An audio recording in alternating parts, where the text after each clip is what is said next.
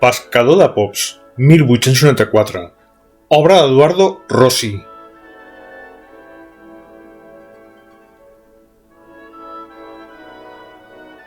El pescador de pops és una obra inaugurada el 1894 per Eduardo Rossi com a element ornamental de la font del pati del Museu Marítim de Barcelona.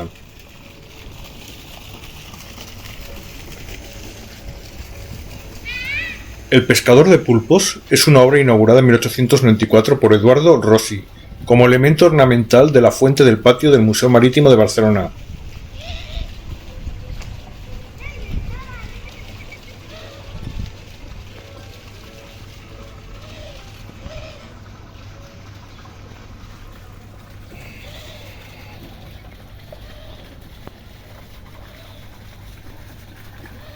Vale.